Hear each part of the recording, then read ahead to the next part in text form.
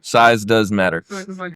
Hey everyone, welcome back. I'm super excited today because I'm going to be talking a little bit about the Nikon Z9 and the first time that I've ever used a Nikon.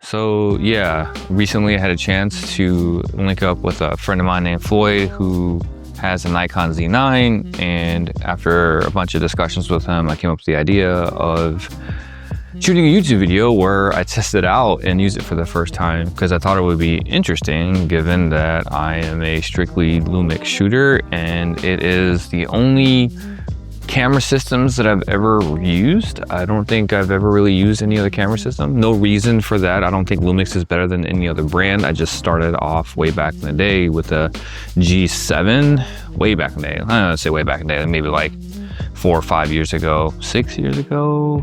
No, it was like 7 years ago when I started. I think it was 7 years ago when I started using the G7. I actually picked the G7 because I wanted to use it for Twitch streaming, and it's a fantastic camera and I still love it. Actually, I use it for some of the BTS stuff that I use and some of the video, some of the background video that you see. I still use that camera from time to time.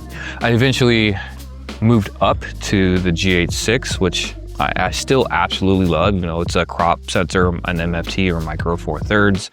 I know crop sensors can be a touchy subject for some, but I'm a bit agnostic when it comes to that. I still love the G8 VI. It's an amazing camera, does a lot of great things, and I still use that one a lot as well, mostly because I bought lenses for it, so I still use that one for certain instances where maybe one of the lenses that I have for that body might be more practical for whatever I'm shooting. But more often than not, I'm actually using what I'm recording this right now with is my Lumix S5II, which I just absolutely adore. It fits everything that I need it to do specifically for me as someone that's into content creation. So I work with a little bit of video and I do a lot of photography. Some of the features that the S5II has really work well for me, and one of them being is 6K open gate, which I absolutely love. I don't know if I'm gonna get a lot of crap for this, but I would put the S5II and S5IIX. I would put the S5II into a like mid-tier as far as features are concerned.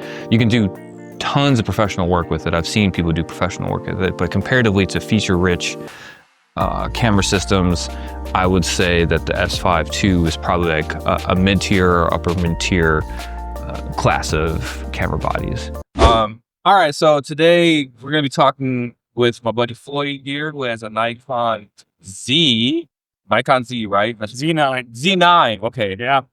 I clearly have no idea how to use this camera. I've never used Nikon. I've only ever shot Lumix in my entire life. So I'm about to mess this up horribly. Not physically, just I'm gonna mess this whole process up terribly. So, actually, we never talked about this. Yeah. Why Nikon?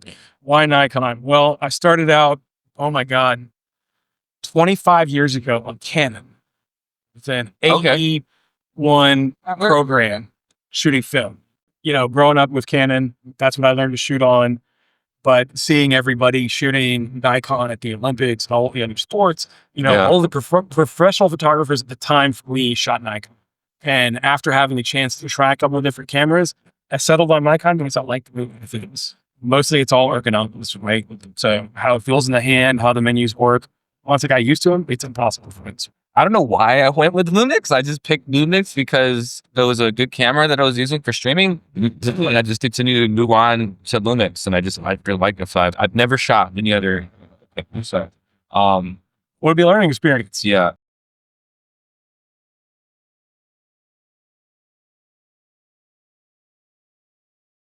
Size does matter.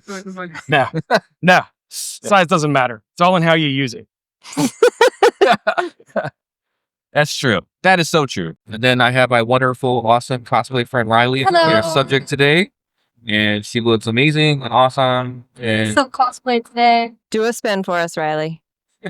Woo! Yeah. All right. So now I am gonna touch the camera for the first time. This is a moment. I've never touched another camera. No, I'm just gonna have touched other cameras, but I've never actually used another camera. So all right. Well, All right. there you So go. safety first, right? Safety first. Oh my God. Holy smokes. Oh my, good thing I worked out. This is nuts. Giant camera. Oh my God. This is crazy. What is what What is top? what is this? What is this monstrosity? Oh, this is oh fans. Okay. So I like the little, you can actually has all that right there. You can see, which is pretty cool. It's like a secondary screen. So this is a 50? Yeah, it's a 50. Oh my God. It's a 50. This is gonna sound okay. So you have to auto. This is gonna be funny. Why is it so big? Well, it's because, It Well, sounds bad, but you know, what they say, size matters. Yeah. No, it isn't how you use it, right? It's, I want to say 13 different glass elements in that lens, this is. So along with an 82 millimeter front element. The other part is that rear element is the largest rear element that you could get in a mirrorless camera because the flange distance between the end of the lens and the sensor is very, very short, but also really, really large. So it's in a lot of light. okay. Right. So generally, the idea is that they're trying to make the most optically perfect lens. And the f1.2 is kind of the epitome of the lenses in the Nikon lens, which is why it's massive. What mount does Nikon use? Z mount. Z mount. The Okay. mount of their own design. All right. So setup. Every photographer is a little bit different. We had discussed this a little bit in the chats. I like half press focus. Yep. So how do I? So when I was just Riley, I'm gonna have you stand right there. You stand. So So I use it. It's called focus. Yeah. They stand on, but that will do focus. So you can move. You can actually move the focus point. So you can position the focus point to touch, or you can use this little wheel. Yeah. To move. Oh, okay. So what you All move right. up and down, and you'll see that white's where it's highlighting her eye. I have it set to eye detector, person detector autofocus. So when you get AF on, it should put a green box in. Going to continuously focus. So the point behind back focus for me is that I deviate it's called continuous autofocus mode, which means as long as I'm holding that button down, it's focusing. I can move forward, back, left, right, always focus. Okay. So that's exactly the same as half press for me. When I half press, So it's just when I let off my button, I can lock my focus in place. If I'm staying in place, I know that it's always going to be in focus. okay. So let me just do a quick photo. Hold down autofocus on. Yep. And push the button down. So there's like no sound. It's because I haven't turned off. Okay. So I use a mechanical shutter. Is that why? So 100% electronic shutter. No, you don't shutter less. Gotcha. It's completely silent, right? Whenever I'm in a building where I need custom. Yeah, that makes sense. Yeah. Okay. That makes sense. Sometimes you don't want to make a drawing noise, a wedding or something. Yeah, that makes sense. So, yep. Gotcha. Is that to the left, and that will change your aperture. And that's a switch. That's not a It's the okay. There's the one. Okay. Yep. Okay. Gotcha. wheel on the back switches your Speed. So the speed. Okay. There we go. Yeah. All right. if you want to change on ISO, there's actually an ISO button here. You can hold that down, move the back wheel, that'll turn off a lot of ISO. So yeah, depending on what you're shooting, I would imagine if you're in an event, having auto ISO is super helpful. Yeah. In scenarios when I'm shooting cosplayers, I like to have control for everything. I'm a control freak. But you can ask my wife; she's very controlling. So Super. so I like to have. I just like what else? I have to have control with manual level.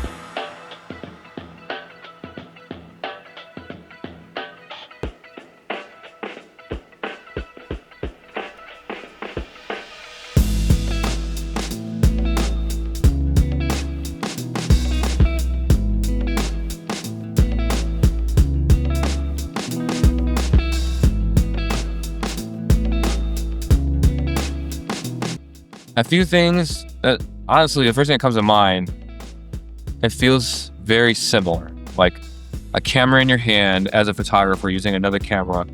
All of your, I won't say training, but all of your knowledge and all of my knowledge and how I shoot came to me, and I just used a camera that way how I normally use it after you told me about it. So that was actually kind of cool.